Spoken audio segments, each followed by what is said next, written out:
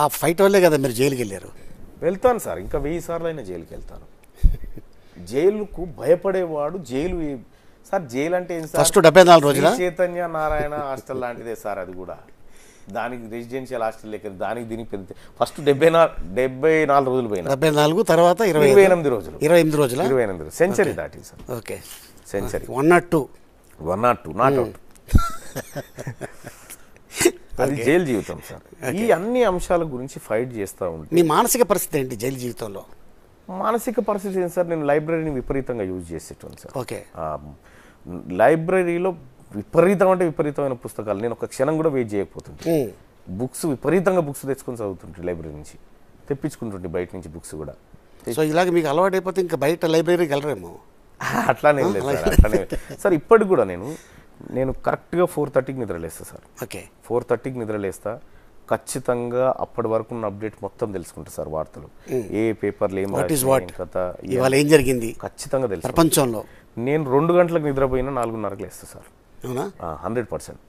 4:30కి లేచి కొన్ని వేణీళ్ళు కాగబెట్టుకొని తాగుతూ ఏమేమి ఉన్నాయని ఒకసారి ఈ పేపర్లు అవి మర్రేసుకుంటూ కూర్చొని కాసేపు మా ఆమె 5 o'clockకి లేస్తుంది.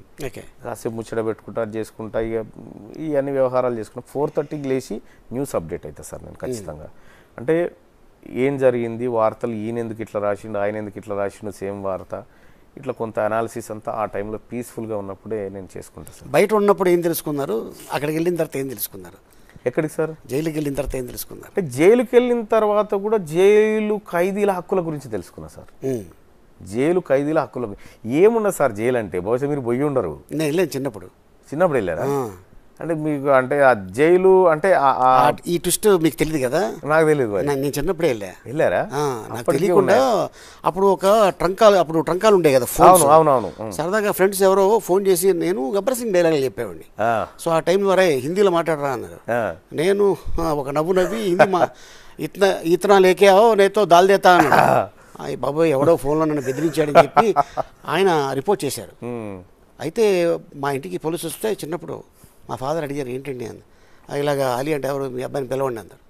అయితే మా ఇంతున్నా తీసుకెళ్లారు. అప్పుడు జువైనల్ హోమ్కి తీసుకుపోతారు, అంటే జైలుకి కాదు. అదే అంటే స్టేషన్ తీసుకెళ్లారు.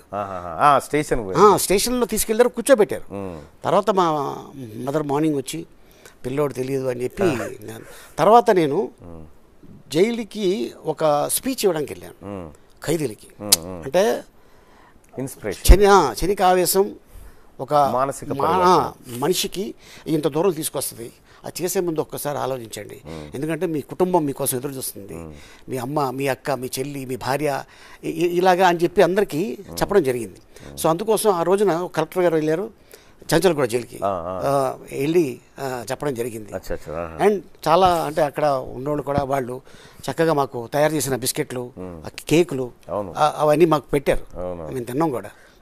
జైలు జీవితానికి పోయిన తర్వాత బయట ఉన్నదని సార్ తేడా ఏం లేదు సార్. అక్కడ ఒక ఆపర్చునిటీ, ఎక్కువ సమయం దొరికితే ఎక్కువ చదువుకోవడం, ఎక్కువ నేర్చుకోవడం. నేను జైల్లో ఉన్నప్పుడు కూడా వాళ్ళు అధికారులు చాలా జాగ్రత్తగా చూసేసారు. ఎందుకంటే నాకు థ్రెట్ ఉంది కదా, అక్కడ ఏదైనా ఇన్సిడెంట్ జరిగితే అది ఇబ్బంది అవుతుందని నా దగ్గరికి ఎవరిని రానియకపోయేవాళ్ళు సార్. నేనే సరదాగా వాళ్ళ దగ్గర పోతే మాట్లాడుతుంటే, ఇక నేను చెర్లపల్లి జైల్లో ఉన్నప్పుడు శారదా బ్యారక్ అని ఉంటుండే సార్. పెద్ద పెద్దోళ్ళు ముసలోళ్ళు సార్. ముసలోళ్ళు వాళ్ళకి ఇంటికాడ కూడా అంత మంచి లైఫ్ ఉండదు సార్. ఓకే, ఇంటికాడ కూడా అంత మంచి లైఫ్. ఇప్పుడు కొంతమంది సిద్ధంగా లేరు పోవడానికి. ఇప్పుడు అయితే వాళ్ళు అక్కడ వ్యవసాయం చేస్తారు సార్. అట్లా పొద్దున్నే లేచి నేను కొద్దిగా వార్మప్ చేసుకునేసరికి ఒక ఆయన కొత్తిమీర కట్ చేస్తుంటాడు, ఒక ఆయన ఇది చేస్తుంటాడు, ముచ్చట పెట్టి ఏంది పెద్ద ఆయన ఎట్లా వచ్చినావు, ఏం కథ, అవన్నీ తెలుసుకుంటా ఉంటాడు. పెద్దోళ్ళు అన్నారు కాబట్టి ఒక వీడియో చూపిస్తాను మీకు. Okay, video please. ఇది మీ ఆఫీస్లోనా? ఎస్. అచ్చా, ఎవరు వాళ్ళు ఏదో వాళ్ళ భూమిని ఒక ఆయన లాక్కున్నాడు సార్. వాళ్ళ భూమిని ఒక ఆయన లాక్కొని వాళ్ళని ఇబ్బంది పెడతా ఉంటే ఫస్ట్ వాళ్ళు ఏదో నైట్ వచ్చి కూర్చున్నారు అక్కడ.